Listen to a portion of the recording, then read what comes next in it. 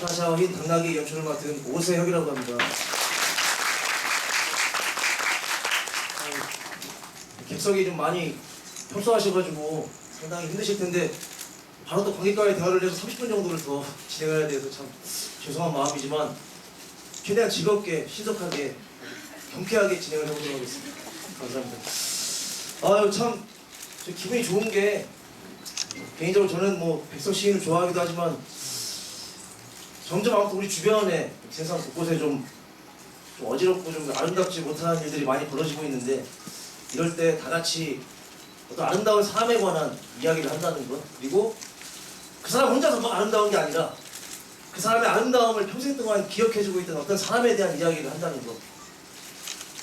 하지만 그 이야기가 외면받지 않고 이렇게 많은 여러분들이 와서 계속해서 봐주고 계신다는 것이 너무 기분이 좋고 참 행복합니다. 그리고 아마 그 백석 선생님께서도 하늘에서 상당히 즐겁게 내려다보고 계실 것 같습니다. 여러분 모두를 위해서 박수 한번 다 같이 쳐보면 자, 그리고 이제 관객과의 대화를 좀 시작을 해보겠는데요.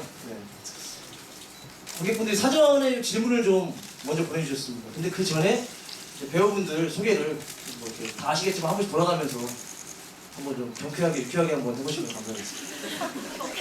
만약에 의자가 해보시면 경쾌하게. 안녕하세요. 예, 나와 나타샤와 흰 당나귀에서 사내 역할을 맡은 안재영입니다. 안녕하세요. 나와 나타샤와 흰 당나귀의 자야를 하고 있는 최연우입니다. 어제도 우연찮게 제가 마지막이 됐네요. 나와 나타샤와 흰 당나귀에서 백성 역을 맡은 이상입니다. 사실 제가 뭐 경쾌하게 하자고 했지만 방금 전까지 엄청난 감정 소모를 하셨기 때문에 그렇게 경쾌하진 않을 것 같아서 양해 부탁드리고요. 뭐 관객분들이 그 페이스북을 통해서 먼저 사전 질문을 해주셨습니다. 이것에 먼저 답변을 저희가 돌아가면서 해드리고 현장 질문을 받고 뭐 이런 시간을 갖도록 하겠습니다.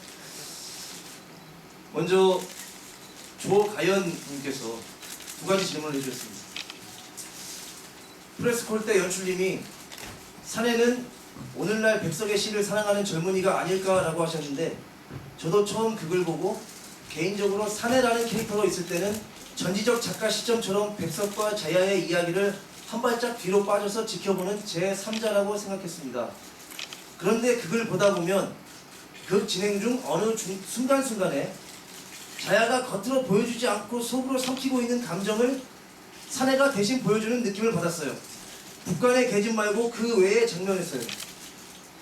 제가 많이 못 봐서 어느 장면들이다 라고 말씀을 드리지는 못하지만 그 순간순간에선 자야는 사내로 느껴지더라고요. 이건 연출님의 의도인가요? 아니면 사내 역의 노선인 건가요? 네, 그렇습니다.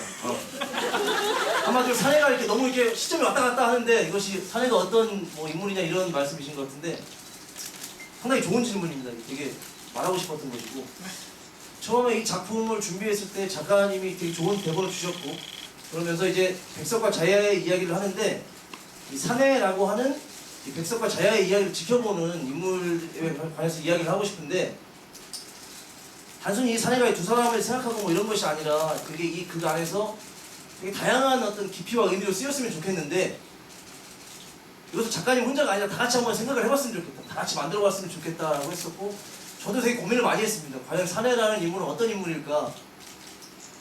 계속 대본을 보고 막 연습을 하면서 생각을 해봤는데 이건 좀 웃긴 얘기일 수도 있는데 어느 순간 이게 사내가 왠지 저 같다는 생각이 좀 들더라고요.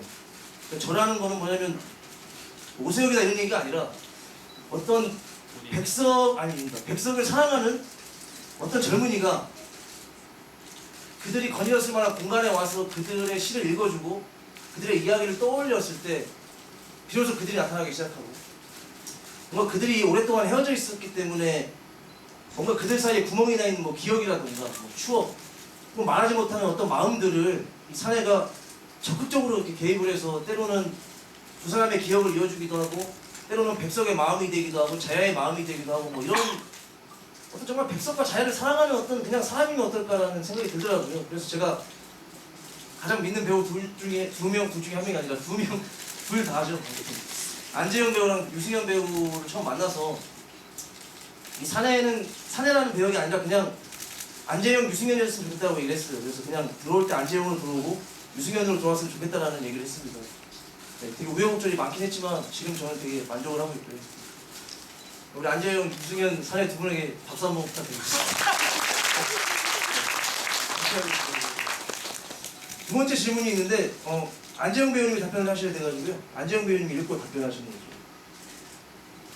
네, 질문 두 번째 질문인데 백석과 자야는 하나의 캐릭터만 연기를 하기에 그에 따른 노선을 잡고 극을 진행하면 되지만 사내역은 정말 여러 가지 캐릭터를 연기하셔야 하는데 멀티를 하시면서 힘드셨던 점은 무엇인가요?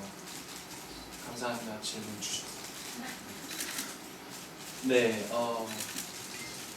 연출님이랑도 연습을 하면서 이야기를 했는데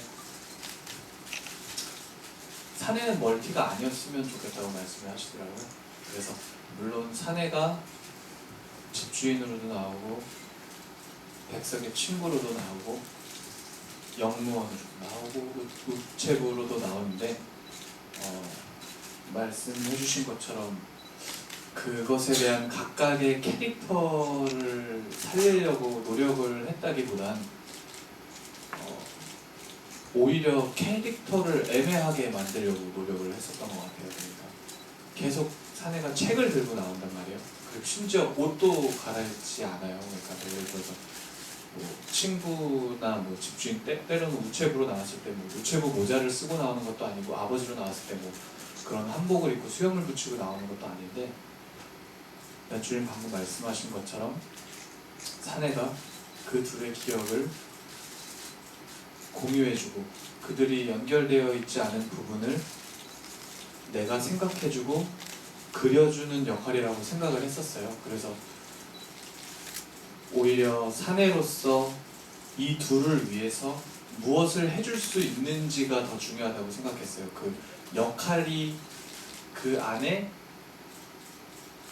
뭐 친구, 영무원, 편지 배달부 뭔가 그런 역할이 사는 것보단 사내로서 이 극 안에서 어떻게 존재해야 하느냐 그리고 뭐 이제 중간중간 시를 읽는데 그런 얘기도 했었는데 사내는 백석의 시가 아닐까, 그러니까 어떤 사람이 아니라 시가 아닐까.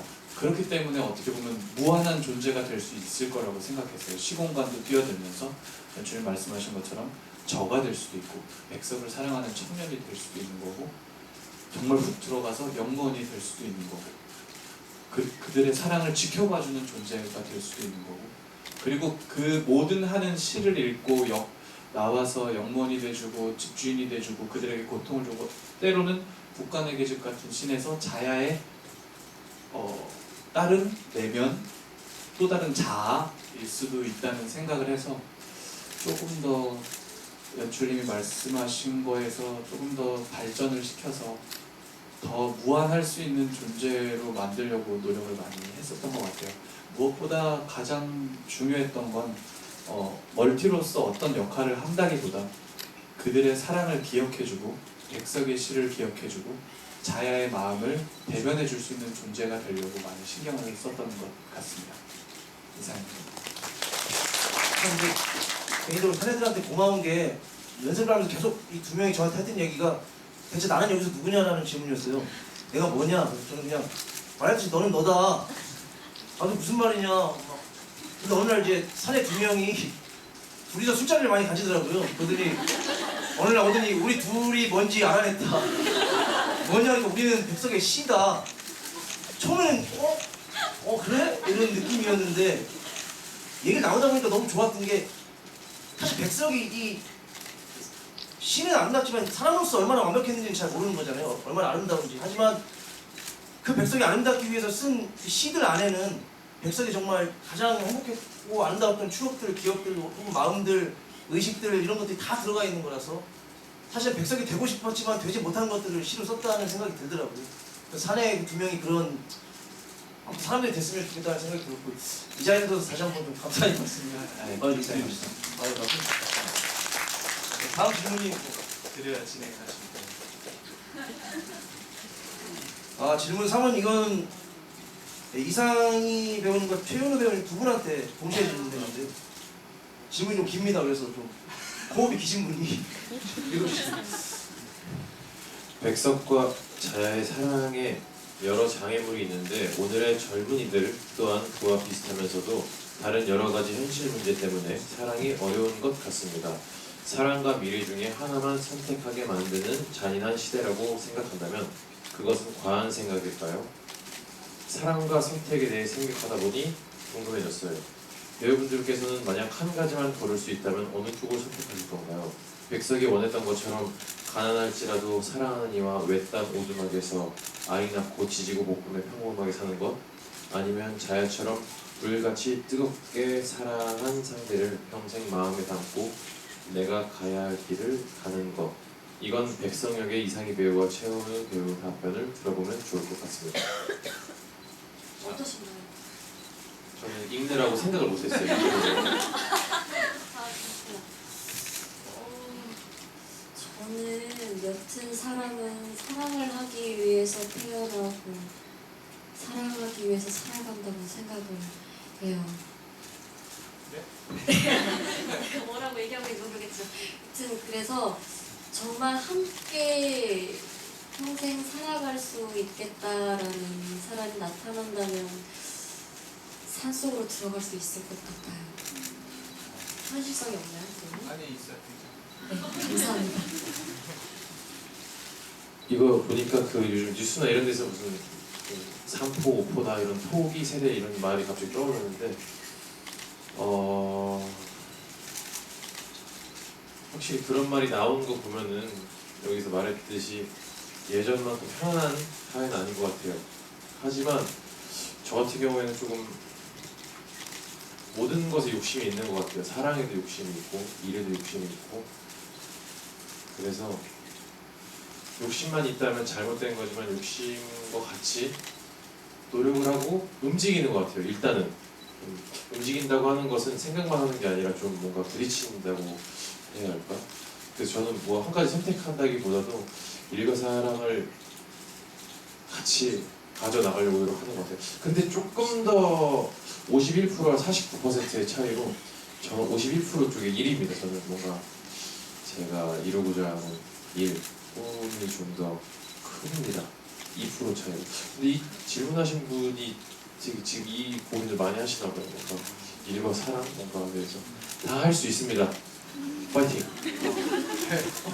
박수 부탁드리겠습니다. 질문하신 분이 남자분이신 거거든요. 임도윤님이신데 왠지 제 나이 때도 우리 나이 때 아는 분은 아니시고 뭐 모르겠네. 네, 사랑이 잘 이루어졌으면 좋겠다는 생각이. 응원하겠습니다. 네, 응원하겠습니다. 다음은 신그린님의 질문이십니다. 무대 위에 대나무 숲처럼 설치가 되어 있던데 그 대나무는 무슨 의미인가요? 그리고 백석에게나 사내에게나 무슨 관련된 것이 있나요? 질문이 화가 나신 거 아니시죠? 그렇게 읽으신 거. 아 제가 그렇게 예 많은 분들도 궁금해하셨을 거고 사실은 뭐 저도 이렇게 들은 말씀도 좀 많았습니다. 사실은 예전에 그 트라이아웃 버전을 보신 분도 있으실 것이고 보셨으면 아시고 그때는 이제 이 평상 하나만 무대에 있었습니다. 딱 평상 하나를 가지고 그것이 여러 공간으로 바뀌면서 좀 이렇게 됐었는데 사실은 그런 무대였으면 좋겠다고 제일 처음 제안한 사람이 저였고요. 근데 그게 가능했던 이유는 이제 보셔서 알겠지만 그 극장이었던 이태원의 프로젝트 박스 시야라는 곳은 극장이 상당히 깊고 높습니다. 깊고 높아서 뭔가 평상 하나만 이렇게 덩그러니 있다 하더라도 뭔가 되게 광활한 연 같은 느낌, 시 같은 느낌이 나서 뭔가 되게 형언할 수 없는 이상한 느낌이 들어요. 그래서 거기는 정말로 비우고 싶더라고요. 그래서 평상 하나만 놓고 싶다고 얘기를 했고 다행히 디자이너 선생님도 그렇고 뭐 문화문화재단 분들도 되게 그래서 이렇게 되게 좋았는데 당연히 그럴 생각이었습니다. 이제 뭐 근데 아시다시피 이제 여기 소극장이잖아요. 그리고 무대가 약간 좀 상당히 좀 아담합니다. 아담하고 보시면 알겠지만 저 뒤에가 대나무로 가려져 있지만 사실 저게 벽이거든요. 뒤에가 그래서 만약에 이게 아무것도 없고 이것만 있다고 생각했을 때는 사실은 너무 많이 이제 드러나는 거고 한 세 발짝 네 발짝 걸으면 이게 사실은 뒤에 벽이 보이는 상황 속에서 제가 하고 싶은 한 걸음만 걸어도 뭔가 이렇게 뭐 이렇게 1000걸음을 간 것 같고 막 이렇게 한 번 뭐 이렇게 뒤돌아봐도 10년을 뒤돌아보고 이런 걸 하고 싶은데 여기서는 사실은 뭐 극장의 문제가 아니라 그냥 이 극장 안에서는 그런 것들이 좀 이렇게 좀 힘들었던 것 같아요. 그래서 오히려 그런 막 높고 깊은 극장으로 가면 오히려 보란듯이 비우고 사실 아담한 극장에 오면 무언가 좀 약간 이 극장을 좀 이렇게 감싸주고 채워줘서 뭔가 좀 좁다 되게 뭐 이렇게 막 답답하다 그런 느낌이 좀 안 들게 하고 싶었던 것 같았습니다. 그래서 서숙진 디자이너 선생님하고 많이 얘기를 했는데 뭐 길상사도 떠올려보고 여기저기 떠올려보니까 길상사에 이렇게 많지 않지만 좀 이렇게 대나무들이 좀 예쁘게 좀 피어있고 그 모습들이 상당히 저는 아름다웠고 대나무가 이게 뭔가 흔들리기도 한데 뭔가 좀 이렇게 단단하고 그리고 뭔가 자기 자신은 뭔가 이렇게 비어있지만 또 그걸 깎으면 또 이렇게 악기도 만들어주고 이러잖아요. 아름다운 소리가 나게 해주고 그래서 이게 뭔가 자야의 이미지가 맞지 않나라는 생각을 했었고 다만 저희들이 약간 좀 아쉬웠던 것은 이 원래 생각했던 대나무는 이제 좀 약간 좀 덜 자란 어린 대나무 푸르스름한 좀 이렇게 어린 대나무였는데 대나무를 이제 그 디자이너 선생님도 그런 생각을 하셨는데 이제 대나무를 보내주시는 곳에서 좋은 마음으로 이제 이왕 보내는 거 좀 튼튼한 거 보내게 잘 자랐어. 예 너무 그러니까 이왕이면 그냥 한번 그러니까 되게 좋은 마음이 있었어요. 근데 선생님이 또 부랴부랴 확인해 보셨는데 마침 그런 어린 대나무들이 좀 있지가 않았습니다. 그래서 사실은 네 하지만 저는 되게 디자이너 선생님이 고마웠던 것은 어찌됐건 만약에 평생 하나만 이 무대에 있었더라면 그냥 어떤 원룸에 그냥 침대 하나 있는 그런 느낌이었을 것 같은데 또 한 가지는 그리고 이건 사실 제가 고집을 부렸던 것인데 저는 사실 백성하고 자야가 마지막에 길을 떠날 때 상당히 오랫동안 길게 걸어가길 바랬습니다. 하지만 좀 등장하는 입구가 한군데인 상황에서 만약에 어떤 길이 없었더라면 바로 이렇게 나가야 되는데 너무 짧잖아요. 근데 저는 상당히 오랜 시간 동안 길게 나가고 싶었어요. 그래서 무대에서 내가 왜 일어났지? 흥분을 해가지고 아무튼 무대에서 많이 쓰이진 않더라도 그 두 사람이 마지막에 걸어가는 길을 꼭 만들었으면 좋겠다고 해서 그 뒷길을 만든 거거든요. 근데 사실은 무대가 아담하기 때문에 뒤에 길을 만들게 되면 사실 그만큼 앞이 좁아지는데 사실 이것은 의견이 많이 분분했었습니다. 많이 분분했었고 차라리 뒷길을 없애고 앞에를 넓히는 게 어떻겠냐는 의견도 있었는데 이거는 제가 되게 융통성이 있는 사람인데 거의 처음으로 정말 죄송한데 뒷길을 만들어 주십시오 해서 디자이너 선생님이 만들어 주신 거예요. 그래서 참 극장에 따라서 극장이 막 높고 광활하고 깊으면 또 그렇게 쫙 하고 뭔가 아담하고 소박하면 또 그렇게 좀 가고 뭐 이런 식으로 가게 될 건데 아무튼 그렇습니다. 아무튼 네, 질문해 주셔서 감사드립니다. 네. 얘기하다 보니까 제가 또 제가 답변하는 거네. 예. 원전 시를 발췌 또는 편집해서 쓰신 가사들도 많은데 물론 저는 작품의 가사를 사랑하는 사람이지만 혹시 원전에 훼손이 될 수도 있다는 걱정은 없으셨는지 시를 가사로 바꾸시면서 가장 중점을 두신 부분이 무엇인지요? 어쨌든 뭐 이 가사를 쓰신 분들은 작가님하고 작곡가님이라 제가 그 긴 사정을 알지 못합니다. 다만 이제 제가 작곡가님에게 예전에 물어본 적이 있어요. 근데 저는 놀란 게 처음에 대본을 읽고 가사를 봤을 때 저도 백석의 시를 되게 사랑하는 사람이지만 저는 너무 좀 감쪽 같았어요. 그러니까 이게 여러 가지 시를 재구성했잖아요. 근데 저는 그런 생각을 한 번도 못 해본 거예요. 심지어 저는 중학교 때부터 백석 시집을 가방에 넣고 다녔던 사람인데 와 그냥 백석 시 같은 느낌이 들더라고요. 그래서 나중에 알고 보니까 이게 와 여러 편의 시에서 재구성을 했다는 걸 너무 놀랐었고 사실 감탄을 했었습니다. 작곡가님과 작가님에게. 근데 왜 이렇게 하시냐고 물어보니 드라마가 진행되는 속에서 부르는 것이 노래인데 예를 들어 어느 사이에 라는 그 가사를 쓴다고 했을 때 백성이 만주를 쓸쓸히 떠돌기 때문에 그럼 만주를 쓸쓸히 떠돌던 시절에 시를 찾아야 되는데 그럼 흰 바람벽이 있어야겠죠. 외롭고 높고 쓸쓸하게. 하지만 진행이 되는 동안에는 어떤 자야의 얼굴이 어른거리기도 하고 사랑하는 사람들이 오기도 하고 뭔가 혼자 쓸쓸한 느낌을 느끼기도 하고 하지만 그렇다면은 흰 바람벽이 있어로는 뭔가 좀 부족하고 그래서 여러 가지 시들 남신이 조이동 박시봉 막 이런 것들을 찾아가지고 열심히 재구성을 하셨다고 하더라고요. 나름 되게 뿌듯한 마음도 드시고 하지만 다만 백석 시인에게 되게 죄송한 마음이 드는 것이 있다면 어떤 시들을 이런 상태와 이런 정서 속에서 쓴 것들이 있는데 그런 것들이 다른 정서 속에서 쓰여진 것들에 대해서는 좀 죄송스러운 마음이 든다고 하죠. 그러니까 예를 들어서 뭐 백석이 통영의 라니를 생각하면서 쓴 시가 있는데 이것이 자야를 생각하는 노래로 불려진다든가 이런 것들은 어쩔 수 없이 좀 죄송한 마음이 많이 든다고 합니다. 하지만 저는 되게 대단하다고 생각합니다. 작가님하고 작가님 되게 대단하다고 생각하시고 정말 새로운 시의 탄생 같은 느낌이 들어요. 그래서 좀 괜찮으시면 또 작가님과 작가님에게 다시 한번 박수를 좀 해주시면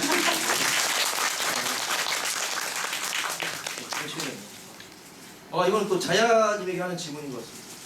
자야님께 직접 한번 읽어주시죠. 아, 제가 네. 질문 6이고 지금 흔치 않은 여성을 주인공으로 내세운 작품이라는 점에서 무척 반가웠는데 처음 봤을 때 생각보다 자야의 지순한 사랑을 부각하면서 다소 캐릭터가 평면적이라는 느낌도 함께 받았습니다. 그렇지만 반복 관람을 통해서 다른 측면도 발견하고 있습니다. 제가 많이 못 봐서 어느 장면들이다라고 이거 뭐지?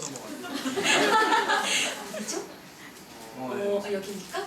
8, 9, 네. 다른 측면도 발견하고 있습니다. 자야의 캐릭터를 설정하실 때 배우들과 어떤 토론을 하셨고 어떤 방향을 가지고 표현하고자 하셨는지 궁금합니다. 읽다 보니까 제 머리에 안 들어오네요.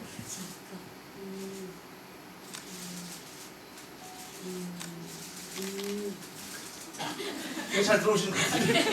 이제 다시 이해를 했고요.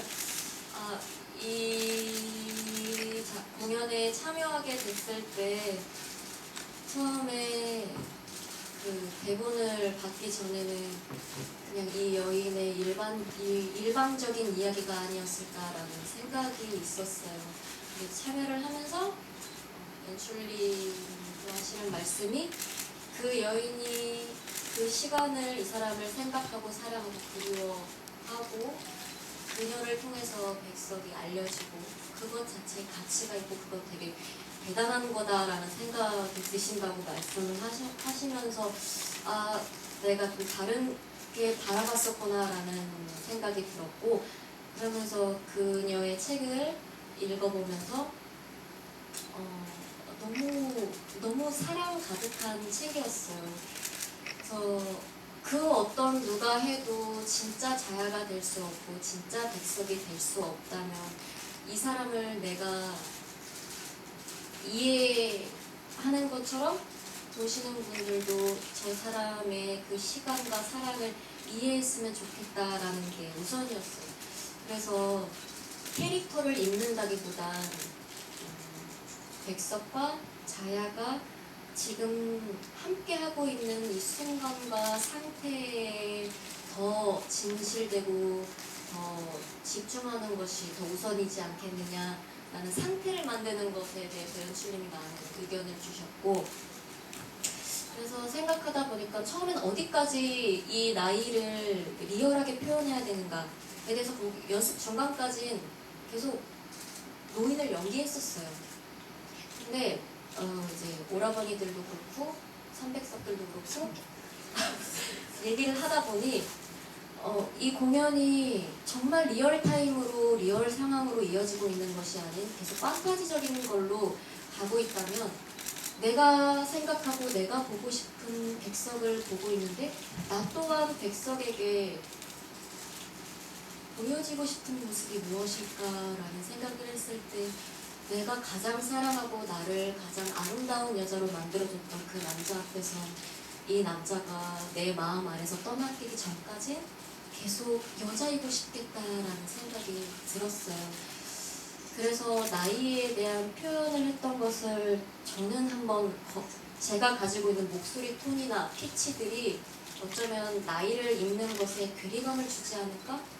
라는 불안감이 있어서 그걸 한번 싹 걷어내 보기 시작하면서 다른 방향성이 생기기 시작했는데 그러다 보니까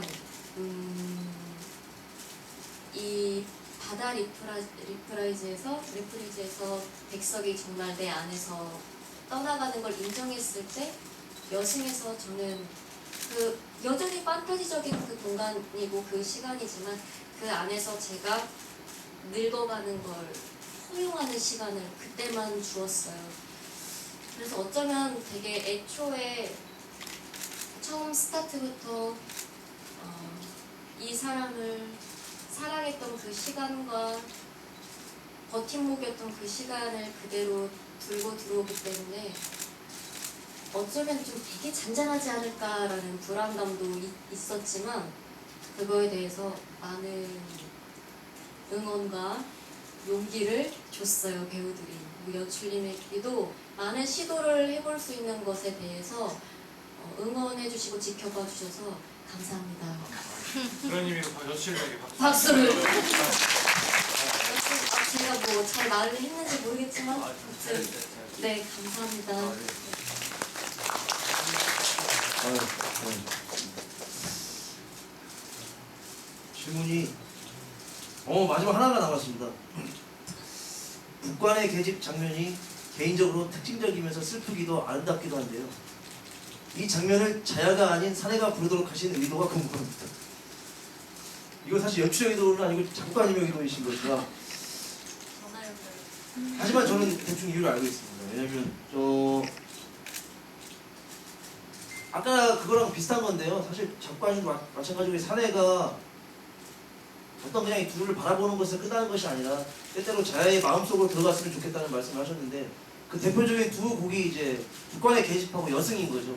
그때만큼은 사내가 이 둘의 뭘 보고 막 관찰하고 이런 것이 아니라 자야가 계속 표현하지 못하는 속마음들을 좀 되게 열심히 꺼내줬으면 좋겠다고 말씀을 하시더라고요.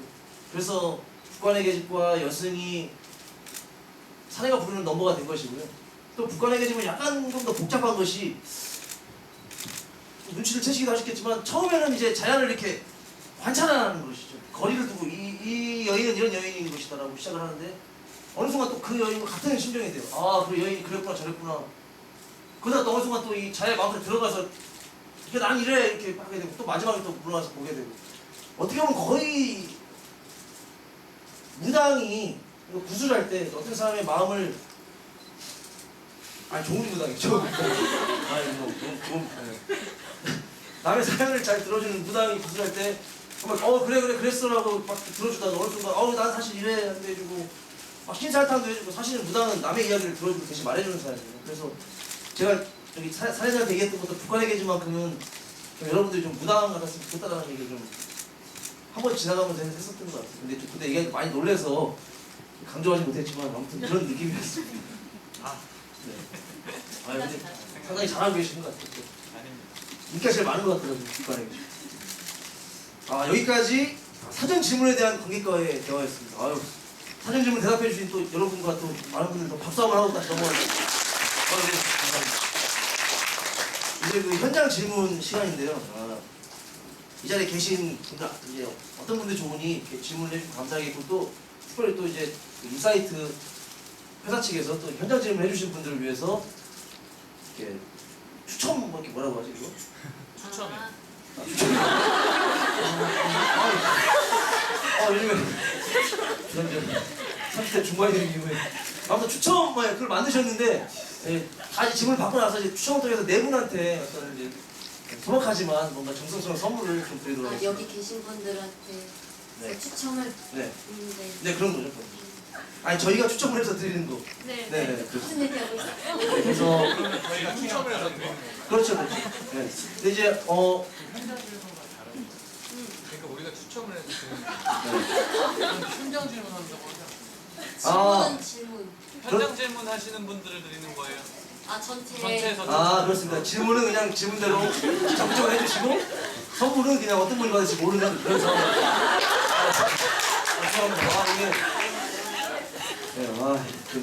아무튼 이 질문을 어떤 질문을 해주시면 바로 대답하도록 하겠습니다. 예.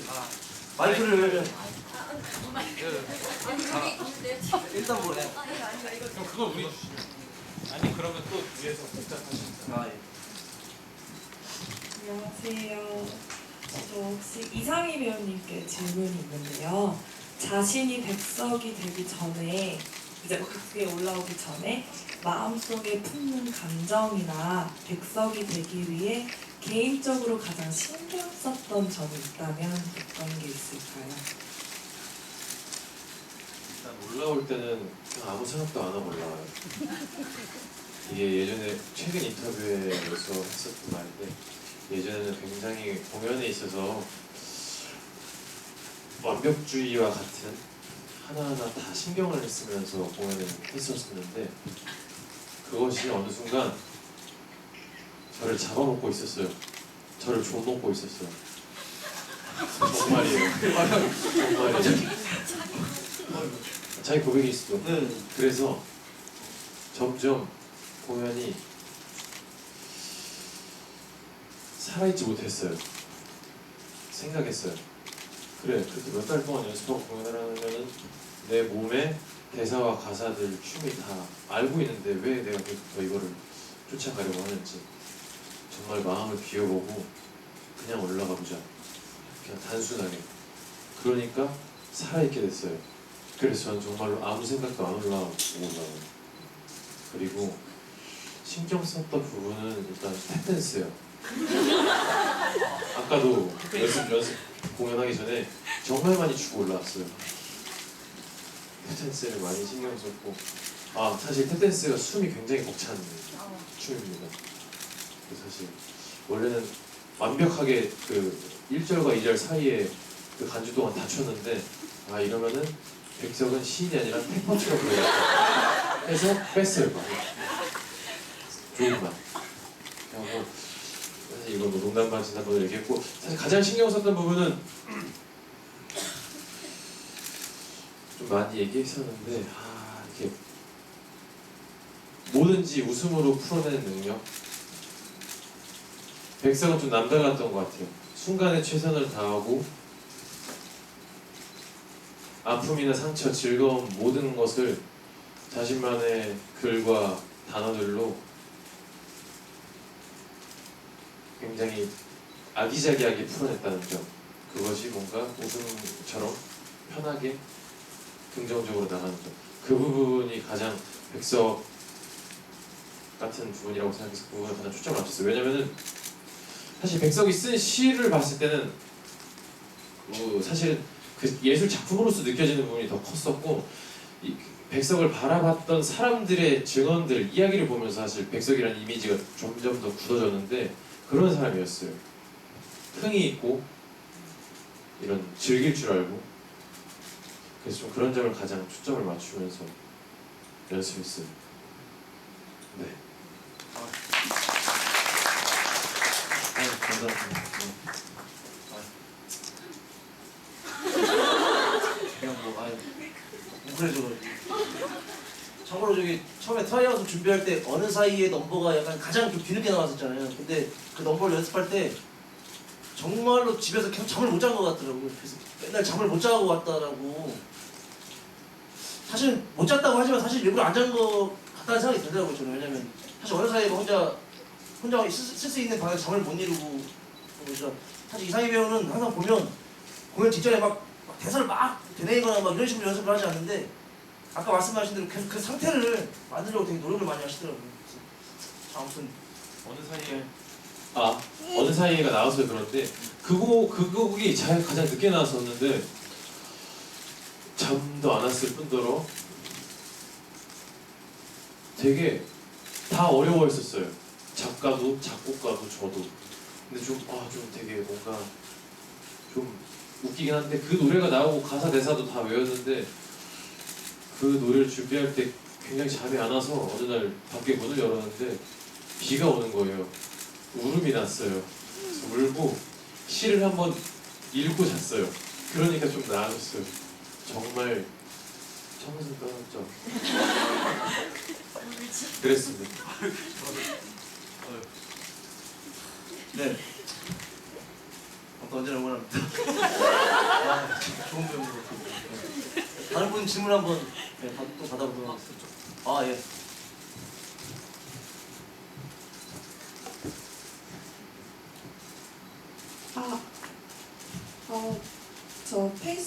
질문했었는데 뽑히지가 않아서 그 넘버들이 많이 있잖아요. 근데 그 연출님하고 배우분들이 이제 가장 좋아하시는 넘버가 있다면 어떤 건지랑 이유를 좀 알고 싶어요. 저는 어느 사이예요. 어느 사이예요. 이유는 방금 말하는 걸로 뭐가 대체가 될 것 같습니다. 저도 어느 사이에 있는데 그 첫 리딩 날 배우가 아니고 음악 감독님이 불러주셨는데도 울컥해서 내가 이렇게 첫 리딩에 울컥하는 노래라니 이렇게 해서 옆에서 연출이 울고 계시더라고요. 저는 여전히 그 노래 그 넘버가 제일 좋습니다. 네, 저는 좀 다른데 흰밥과 가재미를 좋아해요. 네.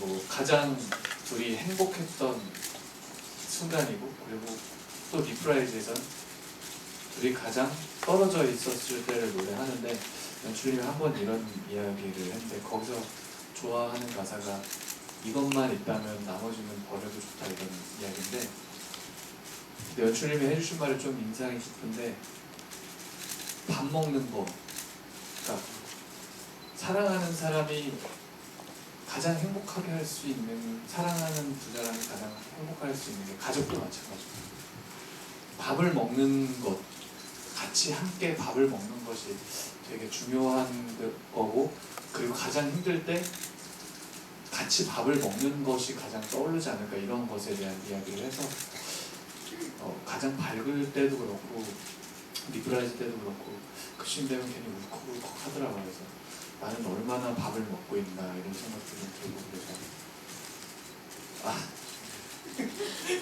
아니 그래서 처음에 첫 리딩 때 오종혁 배우 오종혁 형님이 이렇게 왔는데 주리가 갑자기 연우가 오빠 밥 많이 먹어요. 이래서 너 밥 많이 먹어. 근데 같이 밥 먹자는 얘기로 그런 이야기를 했었는데 어쨌든 그런 게 좀 중요한 게 아닌가 그런 생각이 들더라고요. 그래서 흰밥과 가재미를 제일 좋아합니다.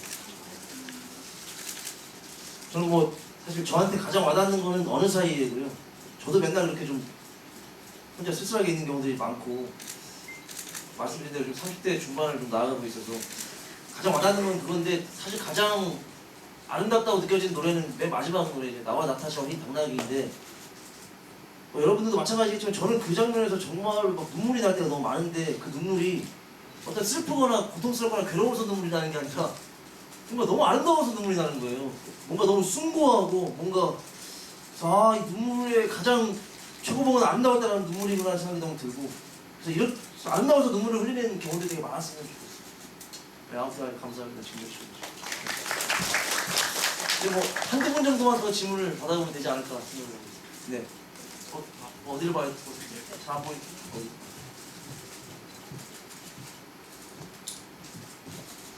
안녕하세요. 저는 어느 사이라는 장면을 중심으로 연출님이랑 산행하시는 안지원 배우님께 질문드리고 싶은데 그게 진행이 되는 걸 보면은 거의 무대에는 사내랑 자야랑 백석 아니면 세 명이 동시에 있는 경우가 많은데 어느 사이에 들어가면은 자야와 사내가 모두 다 퇴장을 해버리잖아요. 특히 사내 맡으시는 배우님께서 북쪽 지명부터 남쪽 지명의 경성까지 천천히 내쉬면서 경성을 마지막으로 퇴장을 하시는데 그 사내가 그 북쪽 지명과 남쪽 지명을 계속 내려가면서 말하는 부분이 그 백석이 그 만족을 그 장면이 정말 만족을 판이라고 생각을 했었거든요. 혼자 있는 거기에서 백석이 어떤 마음을 표현하고 싶었는지를 좀 여쭤보고 싶고 굳이 그 장면에서 사내가 서술자임에도 불구하고 그 밖으로 퇴장해버리고 백석이 남아서 노래를 하는 게 저는 좀 개인적으로 인상 깊었거든요. 그거에 대해서 질문드리고 싶고 사내 지금 배우님께는 약간 그 배우님이 시를 읽으시다가 퇴장을 하시는 경우가 많은데 그럴 때마다 산행 배우님이 그 전 장면이나 후 장면에서는 자야를 좀 되게 따뜻하게 혹은 안쓰럽게 지켜보다가 나가시는 장면이 많았다고 저는 개인적으로 생각했는데 그 어느 사이에서만큼은 백석을 좀 약간 되게 오묘하게 개인적으로 표현이 좀 잘 안 돼서 그 백석을 딱 쳐다보고 나가시는 사내 배우님의 약간 심경한 걸 좀 알고 싶습니다.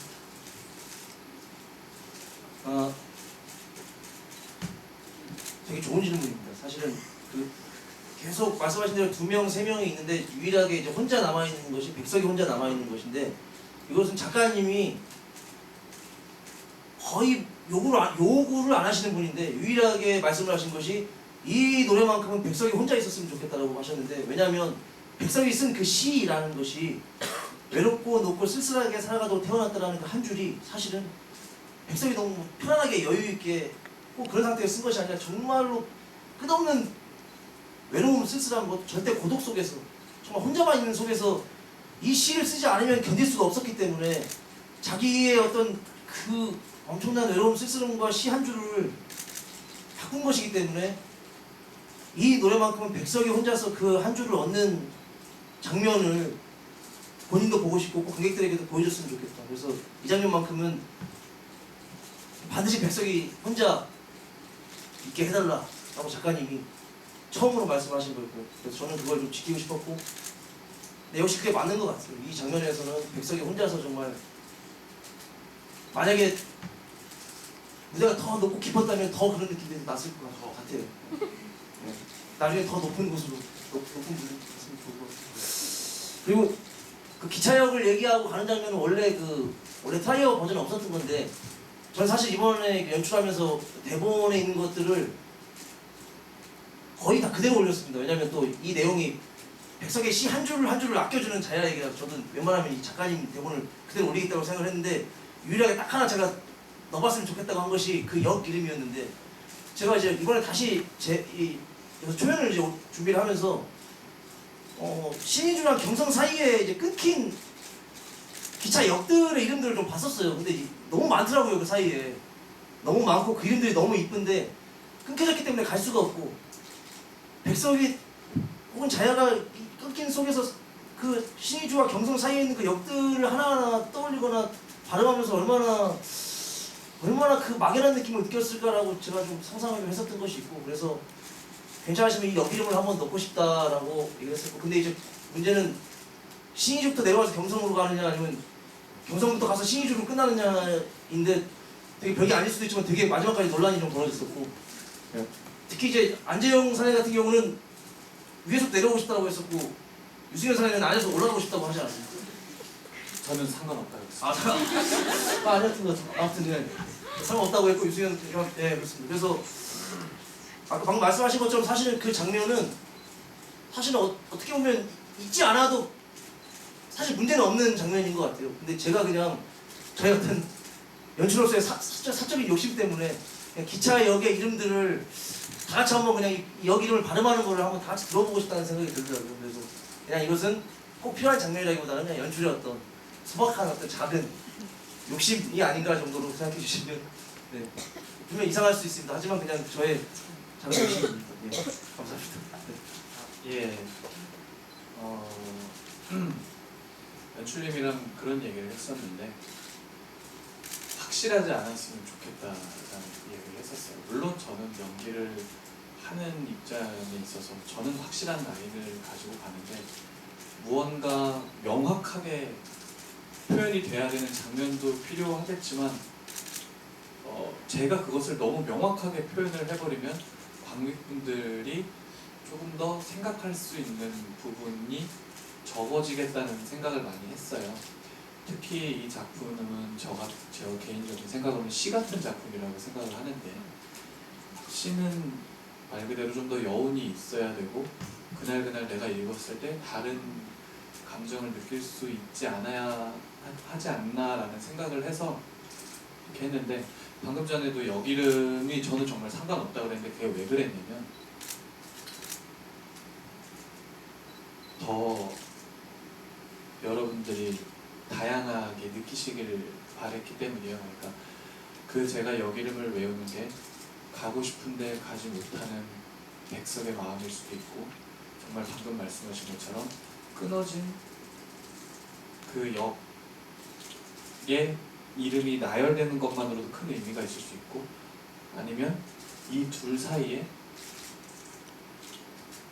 그 거리가 될 수도 있고, 아니면 자야가 그 역을 이룰 때 똑같이 나가거든요. 사내의 동선과 같이 자야가 백석을 기다리는 마음이 될 수도 있고, 그래서 거꾸로 해도 상관없었다고 한 게 어느 부분으로도 해석이 가능할 수 있기 때문에 사실 저는 상관없다고 하긴 했는데, 아까 말씀하신 어느 사이에 같은 부분도 비슷한 것 같아요. 제가 여기서 저는 어떻게 하고 있긴 한데, 그 혼자 있는 쓸쓸한 백석을 남겨두는 자야의 마음일 수도 있고, 어쨌든 이 극 안에서 백석은 자야의 여행으로서부터 시작돼서 나오는 거잖아요. 자야로부터 파생이 돼서 나오는 건데, 아니면 정말 백석이 그럴 거다라고 생각하는 한 사내가 보는 시선일 수도 있고, 그러니까 어떻게 보셨는지 모르겠지만 그게 정답입니다.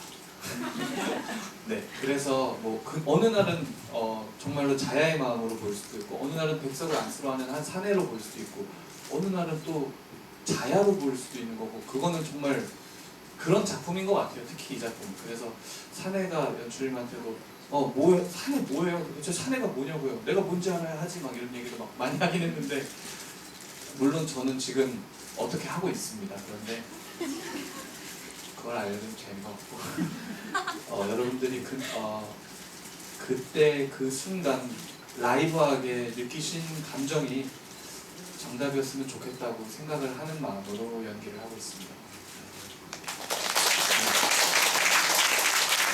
방금 말씀하신 게 진짜인 게, 제가 계속해서 얘기했던 것이, 사내들은 이 자야와 백석이 이 안에서 어떤 공기로 어떤 호흡과 마음으로 움직이더라도 거기 휩싸이지 않고 그냥 자기 그냥 정서와 느낌과 공기로 다녔으면 좋겠다고 했거든요.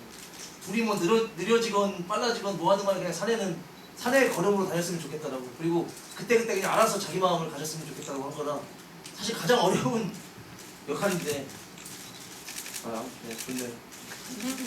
그럼 이제 어느덧 시간이 이제 한 분만, 네, 마지막 한 분만 질문을 받고 마무리하는 시간 갖도록 하겠습니다. 저기 맨 끝에 질문하셨는데. 일상사에 실제로 자야의 무덤이 있는 거를 제 기억에 있거든요. 그 배우분들이 실제로 일상사에 가보셨을 것 같기도 한데, 그곳을 거니면서 어떤 생각을 하셨었을지 궁금합니다. 제가 너무 가고 싶어서 무작정 끌고 갔어요. 그날 날씨가 그렇게 안 추웠는데 굉장히 그 공간은 외로운 공간이었어요. 왜 그랬냐면 기다렸어요. 몇십 년이고. 그래서 굉장히 지금은 그 안에 굉장히 많은 무슨 대학도 있고 큰 절들 이것저것 많이 생겼는데, 전 이상하게 외로운 느낌을 굉장히 많이 받았어요. 그래서 좀 미안해지더라고요. 저는 백석역이니까. 그래서 저는 그 미안한 마음을 유일하게 드러나는 장면이 저는 바다 리프라이즈인 것 같고, 사실 되게 혼재돼 있어요. 백석이 사실은 자야이면서 자야가 불러온 백석이라서. 그래서 저는 길상사를 다녔을 때 굉장히 저는 외롭다는 느낌밖에 안 들었어요. 굉장히 춥고, 그리고 거기 가면 시가 있어요. 비석처럼 나타샤 힘장나게. 거기서 또 읽으니까 우리가 여기 기다리면서 이 시만 보고 죽으려서 기다렸겠구나. 정말 미안하다. 이 생각이 확 그랬어요. 자야는 어땠나요? 저는 여튼 거기 급박하게 데려가준 이상의 백석에게 감사함을 표하고, 저는 그 길상사를 실제로 마주했을 때 이 여자가 얼마나 대단한 여자인가가 무게감이 확 느껴졌어요. 악착같이 모았다고 했지만 결국엔 다 자기의 선택으로 운명적이라고 했지만 그 운명도 다 선택을 해서 이게 운명이 됐다고 생각을 하는데 얼마나 이 남자를 사랑하고 또 그리워했는지가 저는 그게 전혀 쓸쓸하게 느껴지지 않았어요.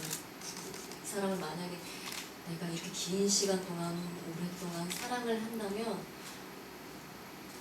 서로 떨어질 수밖에 없는 거에 대한 이 사람에 대한 원망보다 내가 그런 선택을 한 거에 대한 후회나 자책은 있을 수 있겠지만 그 이 사람에 대한 마음과 이 여자가 얼마만큼 자기의 주장과 자기의 의식이 뚜렷한 여자인가가 느껴졌어요.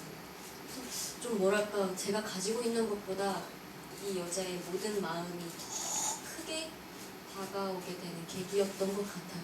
그날이. 감사합니다. 아, 예. 저도 같이 가지는 않았지만 두세 번 정도 갔는데 그쪽으로 뭐지? 거기 팔각정 막 그렇게 갈 때도 있고 그래서 북악스카이 쪽 이렇게 가더라고 갔는데 그 전에도 사실 몇 번씩 다닌 길이었어요. 그런 생각을 못했죠. 근데 이 작품을 알고 백석이라는 시인 그리고 자야라는 인물에 대해서 관심을 갖고 가보니까 그런 것 같아요. 그게 뭐 재건이 되고 뭐가 돼서 어떻게 됐을지 모르겠지만 이 땅을 이렇게 짓고 이런 돌을 봤을 때 이 돌은 언제부터 있었을까? 이 돌은 다 그것을 지켜보았을까?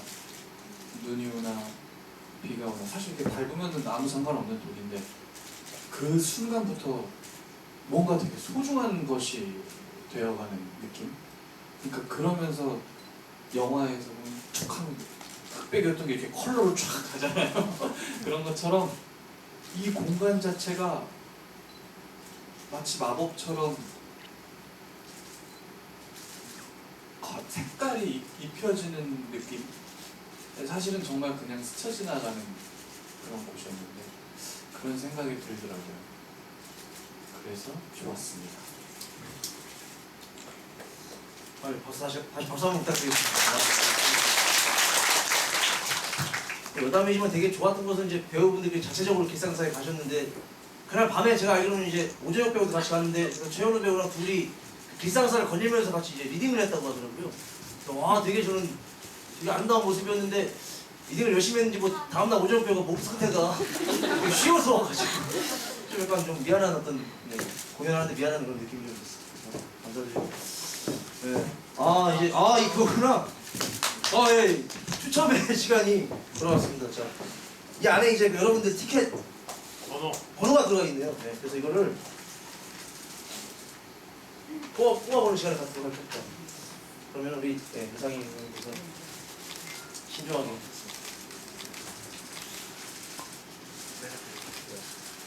JR 11번. JR 11번 계십니다. 오, 역시 길상사 질문하신 분이군요. 잘 뽑았다. 하늘이 알고 있는 것 같습니다. 질문을 하는 사람에게 선물이 가네요. 갑자기 부담감을 느낀다.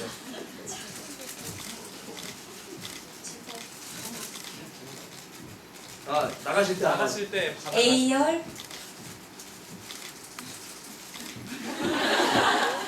4번 A열 4번. 아이고야. 이거 하늘은 가장 어떻게 보면 힘들고 이게 수비가 옆이라서 힘들다고. 하늘은 힘들고 백석 시인께서 선물 정말 축하드립니다. 저도 한번 뽑아볼게요. 이렇게 얘기하면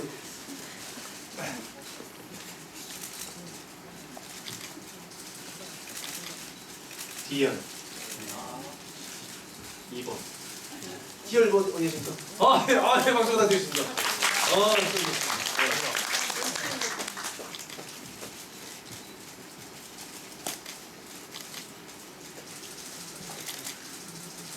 네, 역시 하늘은 네, A열 13번.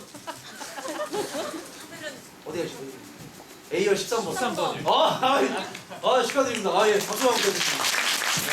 네, 진짜 앞자리에서 지금 가장 열심히 보신 분들에게 지금 네 분 뽑은 거 맞나요? 네. 네 분에게 정말 이 사이트에서 준비한 네? 이걸 드려야 돼. 이걸 다 드리면 돼. 그래서 이 번호에 해당되는 분들은 MD 부스에서 MD 부스에 들으시면 아주 좋은 선물이. 여러분 정말 정말 감사드리고요. 아까 말씀드린 대로 정말 세상이 많이 좀 이렇게 어지럽고 좀 그런데 그럴 때에서 우리가 모여서 정말 소박하지만 아름다운 얘기들을 하는 시간들을 일주일에 한두 번씩 가져본다는 게 정말 너무 기분이 좋은 것 같아요. 저도 마찬가지로 계속해서 아름답지 못하게 변해가고 있는 것 같은데 이 작품을 통해서 조금이라도 아름답게 다시 돌아가고 있습니다. 한 마디씩 좀 말씀 들어보고 마무리할까요? 제가 먼저 할까요? 나와 나타샤와 흰 당나귀를 사랑해 주셔서 정말 감사하고요. 관심 가져주셔서 감사하고 여기 있지 않은 배우들도 있지만 대표해서 말씀드리는데 저희들 마지막까지 최선을 다해서 열심히 할 테니까 많이 사랑해 주시면 대단히 감사드리겠습니다. 저는 제가 공연을 해오면서 지금까지 무대 위에서 함께하는 배우들과 정말 같이 숨을 쉬고 있구나. 그 피아니스트 분간까지 해서 네 명이 다 같이 숨을 쉬고 있다라는 그 순간이 소중하게 다가온 공연이 어쩌면 처음일지도 모른다는 생각이 들어요. 분명히 소중한 공연이 있었지만 인원이 제한이 되어 있기 때문에 그게 더 크게 다가올 수도 있다고 생각하는데 저희가 느끼는 그 마음, 따뜻함, 아름다움 관객분들도 다 같이 아름다워지셨으면 좋겠어요. 감사합니다. 시간 되실 때 눈이 올 때 꼭 한 번 더 보셨으면 좋겠습니다. 감사합니다. 네, 여러분 정말 긴 시간 동안 정말 감사합니다. 정말 돌아가시는 길도 아름답고 정말 계속 인생을 사시는 동안 아름다운 일과 아름다운 기억들이 참 많으면 좋겠습니다. 저희도 마지막까지 아름답게 막공을 마치는 거죠. 건강하게. 그럼 마지막으로 인사드리면서 마무리하도록 하겠습니다. 감사합니다.